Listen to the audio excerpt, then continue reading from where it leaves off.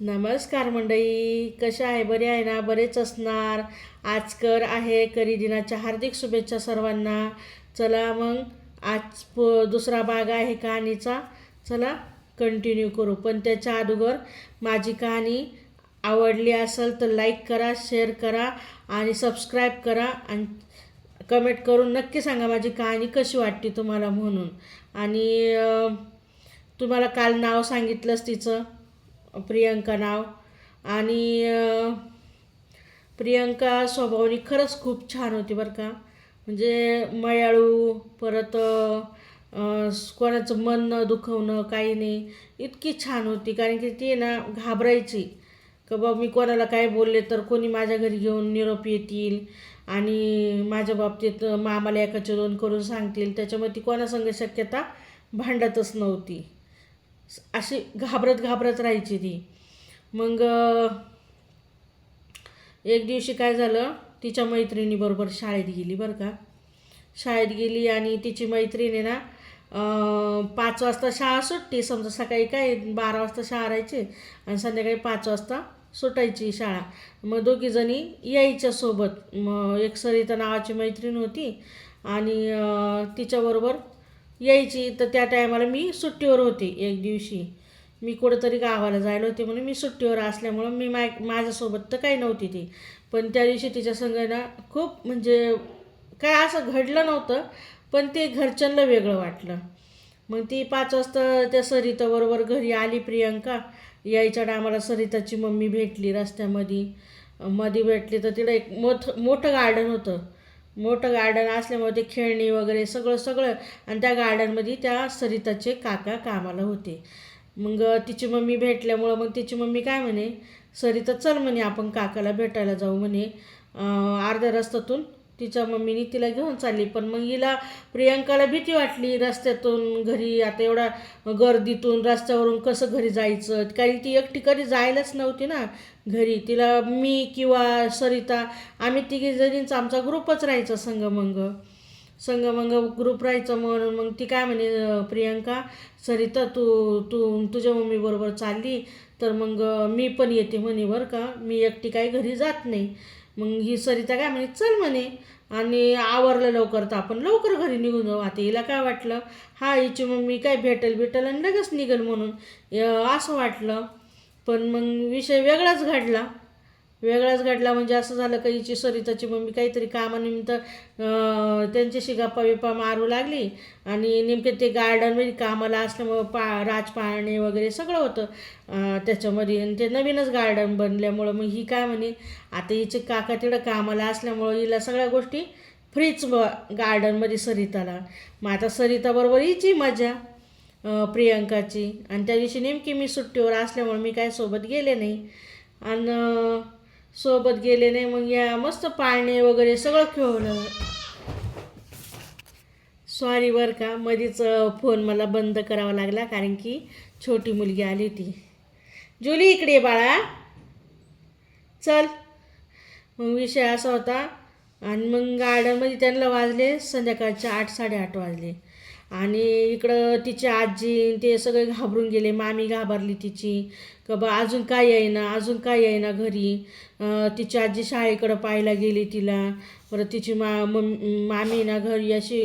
म्हणजे आता किती केलं तर लोकांचं लेकरू म्हटल्यावर सगळेजण घाबरणारच ना त्या टायमाला. मग तिची मामी रडायला लागली. समजा जेवढं तिच्या मामीच्या शक्य होतं तेवढी शोधलं, पण काही ती सापडली नाही.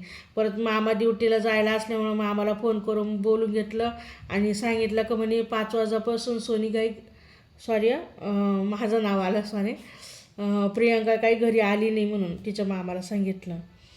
मग तिच्या मामांनी 2 मित्र आणले. दोन्ही मित्र म्हणजे असे 3 मित्र, मामा आणि 2 मित्र मिळून ना तिला शोधायला गेले. जिकडं होईल तिकडं शोधलं, पण ती काही सापडली नाही. मग शेवटला 8-8:30 वाजता सरिता आणि प्रियंका आणि तिची मम्मी ह्या तिघीजणी संध्याकाळी आल्या. त्यावर मामा काही घरी नव्हते. आणि मग मामा काही घरी नव्हते म्हणून मग विषय असा झाला का तिच्या मामीने पहिले तिला एक कानाखाली दिली. मी स्वतः पाहिलं.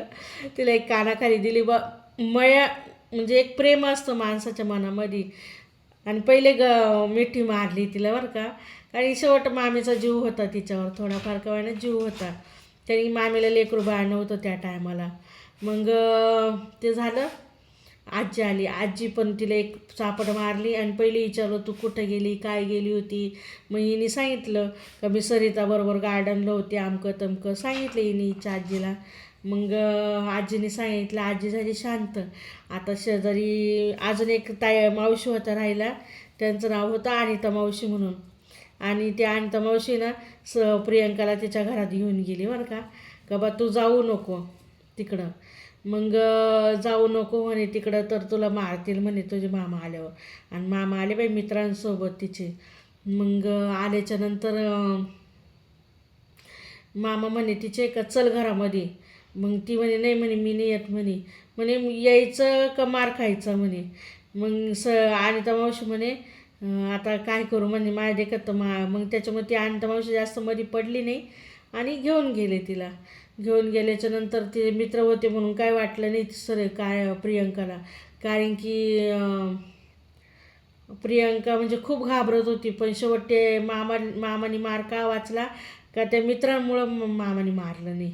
मग ते मित्रांनी पहिले मामाला शांत केलं. पहिले विचार बा कुठं गेली होती, काय गेली होती, कोणासोबत होती काय. मग तेव्हा ते मामाने शांतपणे सगळं विचारलं. म्हणे ती गार्डनमध्ये. मग तिने सगळं सांगितलं बा मी गार्डनमध्ये गेले होते, मला एकटीला यायला भीती वाटत होती म्हणून मी सरिताबरोबर, पण मला माहीत नव्हतं बा का एवढा टाईम होणार आहे का काय होणार आहे असं. तर मग मामा झाले शांत बरं का त्या टायमाला. मग झालं ती झाली ती एक गोष्ट संपली. आणि त्याच्यानंतर मग असं म्हणताय ना ती थोडी खूप घाबरून राहायची. का घाबरून राहायची, मामा जर का घरात असला ना तर ती कधी खाली बसत नव्हती. मामा 4 तास असो 5 तास असो केवर पण असो, पण जोपर्यंत मामा तिकडून आरोळी ठोकत नाही तिचे तोपर्यंत ती बिचारी खाली बसत नव्हती. आणि समोर तर कधीच बसली नाही तिच्या मामाच्या. कारण की तिच्या मनामध्ये ना एक भीतीचं वातावरण तयार झालं मामाच्या विषयी. का म्हणजे मामा परत तिला म्हणजे काही बोलले तर मारतील का, काय करतील का. कारण की काय करणार बिचारी. कारण की तिच्या जीवनामध्ये म्हणजे काही नसतं एक कधी पण तिच्या मनामध्ये भीतीचं वातावरणच पेरलं गेलं होतं एक. का कारण की तिला जर का कोणी तिच्याबद्दल काही सांगितलं तर ते मामाने लगेच उठावं मारावं तिला. परत तिने एखाद्या अभ्यासात चूक झाली समजा वाचण्यामध्ये, आता आपल्यासारख्याला कसं समजून सांगितलं तर आपल्याला समजतं, तसं तिला समजून सांगायचा विषयच नव्हता. का कारण की तिला लगेच मारायचे, काही चुकलं का लगेच मारायचे, कोणासंग खेळलं का लगेच मारायचे. म्हणजे तिची एक एकदम भयंकर कहाणी होती, इतकी भयंकर कहाणी होती ना. मग कसे तरी तिने 10-15 वर्ष कसे तरी त्या मामाकडं घाबरून कसे तरी काढले.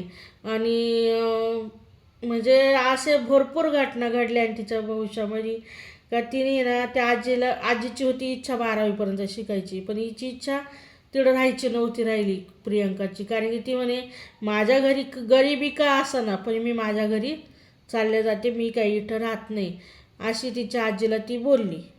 तिच्या मामीने खूप समजून घातलं, आजीनी समजून घातलं. म्हणे नाही मला जायचं तर मला माझ्याच घरी जायचं, मला इथं राहायचं नाही. कारण की मी खूप घाबरते मामाला असं तिने स्पष्ट सांगितलं तिच्या आजीला. मग आता तिच्या आजीचा नाईलाज झाला तिच्या पुढं. कारण की आता शेवट तिचं पण मन होतं का नाही ती. मग शेवटला कसे तरी 10-15 वर्ष राहिली ती मामाच्या घरी 5वीपर्यंत. नंतर मग ती तिच्या आईवडिलांच्या घरी गेली. आईवडिलांच्या घरी गेल्याच्या नंतर तिला काय माहिती का इथं त्याच्या डबली व आईवडिलांच्या घरी तो प्रकार वेगळाच. म्हणजे ती ना काय तिच्या नशिबात होतं काय नाही देवालाच जाणे. का ते म्हणतात ना एखाद्याच्या जीवनामध्ये दुःख आलं तर खूपच दुःख येतं, आणि नाही तर मग एखाद्याला थोडं त्रास झाला तरी चारी बाजूंनी तिला प्रेम करणारे व्यक्तीला राहतात. तसं तिच्या नशिबात लय वेगळं होतं बरं का. म्हणजे लय त्रास काढला तिने, खरंच लय त्रास. नंतर ती आईवडिलांच्या घरी गेल्याच्या नंतर हा भाग मी उद्या कंप्लीट करते आईवडिलांच्या घरचा. तर भेटू उद्याच्या व्हिडिओमध्ये. पण जर का खरोखर माझी कहाणी आवडत असेल तुम्हाला ऐकायला तर नक्की लाईक करा, शेअर करा, कमेंट करा. Bye bye.